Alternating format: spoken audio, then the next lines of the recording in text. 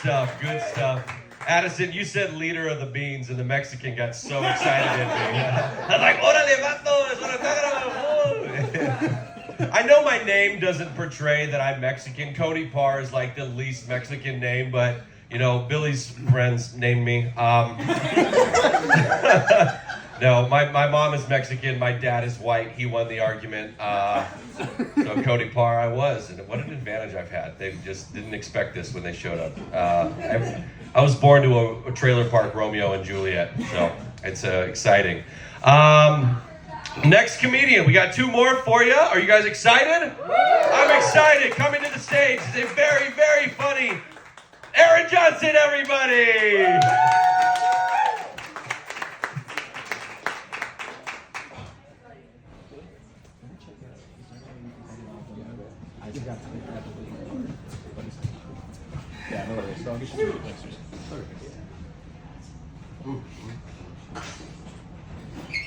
How everybody doing? I just want to say for the record, I love white people. I moved here about 5 years ago. My wife and I had a situation happen.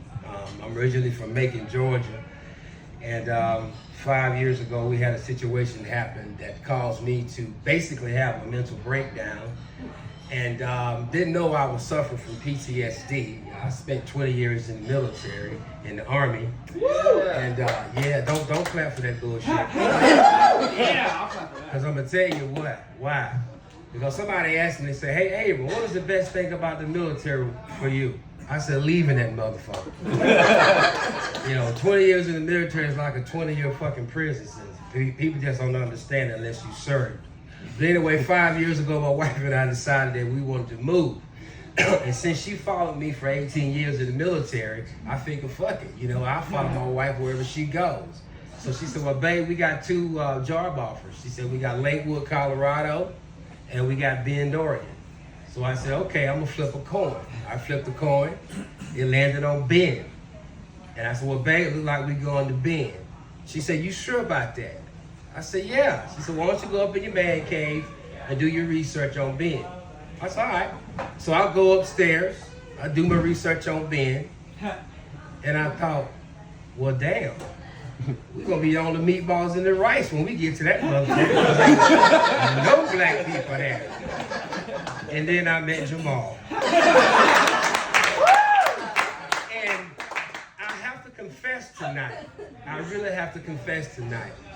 When I go back home to Georgia, right, my dad, he's gone, he's gone to glory. But my brothers and sisters, right, and cousins, they ask me all the time, so, hey, how you like it out there with all them white people? I'm confessing to you guys. Because I tell those motherfuckers I hate it here. And the reason why I say that, because I don't want they black asses coming here. And so when I got to Bend, I started lifting and Ubering, right? And I went up to that rich ass neighborhood up there on Audrey Boot, I think it's called. Right? So I'm lifting up there, right? And if you've ever taken an Uber or a Lyft, you already know, you're gonna see the profile of your driver, right? So this elderly lady, right? I pull up in her driveway, Cody, and she gives me this look like, what the fuck? See, I shipped my car here, and my car in Georgia is not required to have two license plates, just one in the back. So when I rolled up, let me get my water. When I rolled up, she didn't see no license plate on the front of my car, so she ran around the back of my car. She checked it out, right? And my windows are tinted. And so I'm watching this elderly lady walk up to my Ford Fusion. So I hit the window, let the window down. She leaned in the window, Dylan. She leaned in the window. And she says to me, guys, you're black. And guys, I I didn't know I was a comedian until about maybe 5 months ago. You guys convinced me of that shit. But when that old lady said, "You black," I said, "Oh shit! Ma'am, I had no idea. Oh, thank you so much. Oh shit, I'm black. Oh, I'm black." She didn't get the joke. She didn't get the joke. But she gets in the car, right? And she's looking around the car. I don't know what the fuck she was looking for because ain't nothing back there but a back seat. But she was looking around, right? And then she looked up on my winch, on my rear view mirror, and she saw my disabled plaque, right? And since I did 20 years in the military, I don't want to talk about all the fucked up places I went and the shit I did, but I suffer from PTSD, guys. The VA here locally got me on 5 medications. So I have to put a APB or a word out to all the motherfucking Karens and Carls or Kevins in Deschutes County that when you see me park my car in the handicap spot at Walmart, don't assume, right, that I have a physical disability. Because you see me get out my car with these good legs, that don't mean that I don't have no disability. They gave me 100% disability for mental shit. So I had to tell this one lady, "Ma'am, because I've been diagnosed with massive depressive disorder and I'm on 5 medications, I got a right to fuck you up out here in this parking lot." And when the popo come, I'm gonna tell them, hey, I'm PTSD, goddamn her. She came out here fucking me. She don't deputize herself to be a damn deputy in the damn parking lot of Walmart. I'm gonna need her to leave me the hell alone. Yes. But anyway, I turned 60 years old this year in August. Yeah, that's right. I'm a good-looking motherfucker.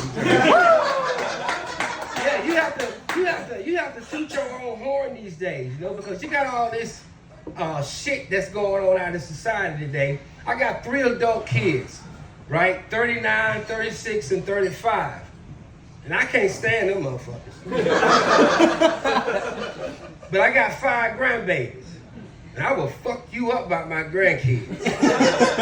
But my older kids, oh, I can't stand their asses. I told their mama when I married her ass at 17 years old, that's right, I've been married to my childhood sweetheart since she was 17 years old. Whoa.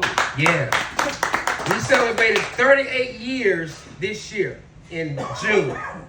And she's not here tonight. Normally she's here, you know, and I'm always giving my little shout out to my baby because I love that woman, right? And I'm serious. You know, that woman is the reason why I did 20 years in the military.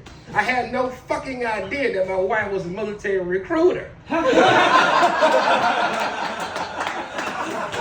I went in the military in 1982 for 4 fucking years.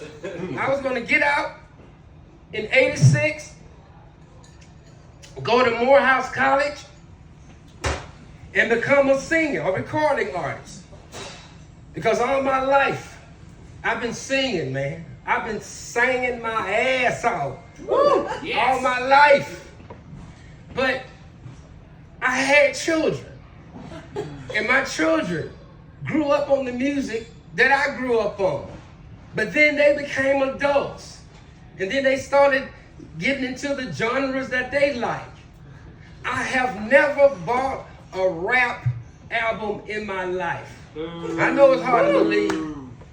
Because back in the day, when I used to listen to rap, it was some simple shit. Motherfucker was just rhyming. To the hip, hop, hippity, hip hop. You know what I'm saying? Just regular rap. Now we got gangster rap. You know, now they saying, you know, shoot you in the chest, I'll wet you. Like, I can't listen to no shit like that. And then like I said, I love music, and I'm a lyricist, you know, so I've wrote some songs in times past. But so when I hear a song, right, I just don't listen. I want to know what the fuck those lyrics are saying. And so back in the 1980s, I would say around 80, 85, music started to change, guys. I remember listening to Olivia Newton-John. Y'all remember the song, let's get physical, right? I wanna get physical. You know? So I was really listening to that shit. But then one day, family, I read the fucking lyrics and listened to what this bitch said. Let me get my glasses out right now. Yeah, I got to give y'all this. Because if Olivia Newton-John was alive today, she'd be fucking canceled. Listen to this shit that Olivia wrote. And we were jamming to this shit where your parents were. Okay, she says, where's she at? Here she goes. She says, I'm saying all the things I know you like. Making good conversation. I gotta handle you just right. You know what I mean. I took you to an intimate restaurant, then to a subjective movie. There's nothing left to talk about, lest it's horizontally. When we were listening to that shit, we didn't know what the fuck Olivia Newton-John was saying. All we was listening to was the fucking hook. Let's get physical. Not me. When that bitch said, I wanna get animal, I said, she's trying to do doggy style. And then I was like, okay. She used to just sing country music. Then she started singing pop. And I said, damn, they got you, Olivia. Then she said, well, you know what, Aaron? I'm gonna go do this Grease movie with John Travolta. I love that goddamn movie. And then one day I woke up and this gorgeous, handsome motherfucker came on the scene. Prince. Woo. Oh my God. I didn't know if that motherfucker was a man or a woman. I had no idea. But I was in love with myself some damn Prince. But Prince started taking music to a whole nother level. Because when I was a little boy growing up, you know, songs they were not as blatant as they are now about fucking.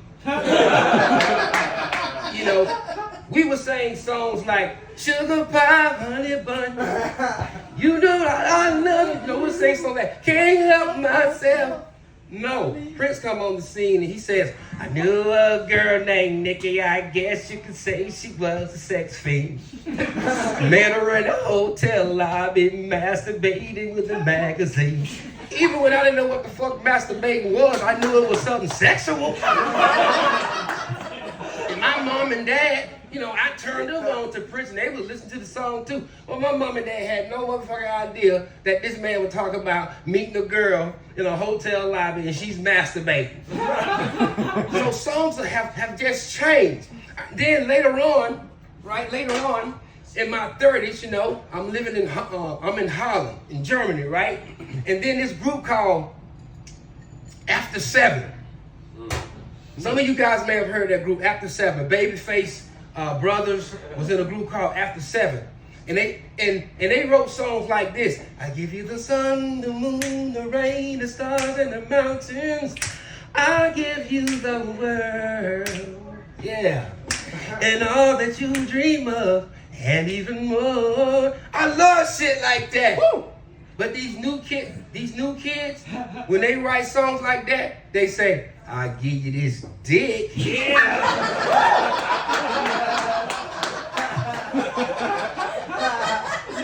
I can't buy that shit. I just can't buy it. And you know, and then Me Too movement came on the scene.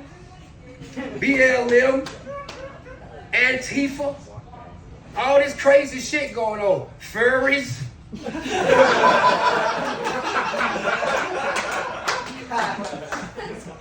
I'm 60 years old. I was born in 1963. And when somebody said gay, it meant you were happy, motherfucker. You were just happy, like, you know, okay, yeah, you made him laugh, he's happy.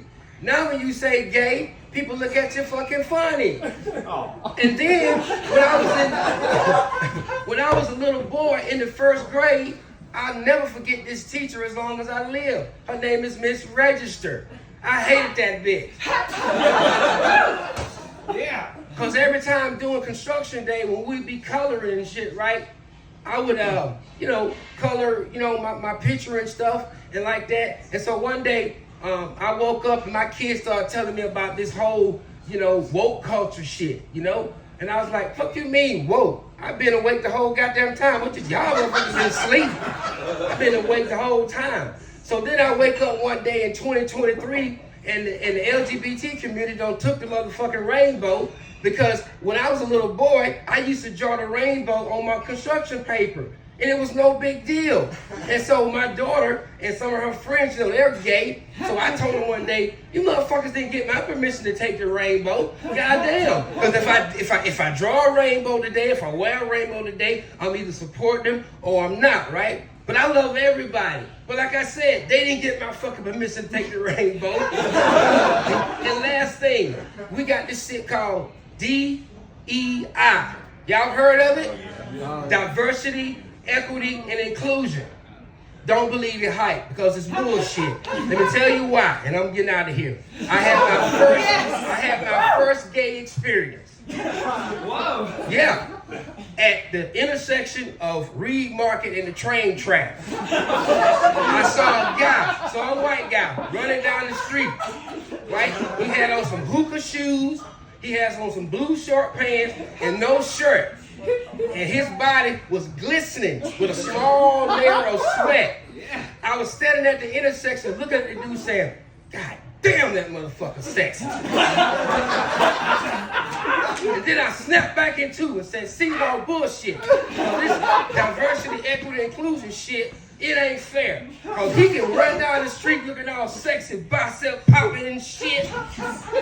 So I said, ladies, here's what I want y'all to do. Put on some hookahs, some spandex, take them sports bras off and let them titties flap. I'm Aaron Johnson, y'all been good.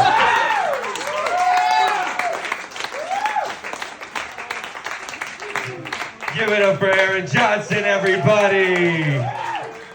Good stuff, good stuff. Man, Aaron, had I known you were in traffic when I was running that day, I would have said hi. I would have stopped, I'd have done everything, I got biceps in it, but look at this, how tight this shirt is. Look at this.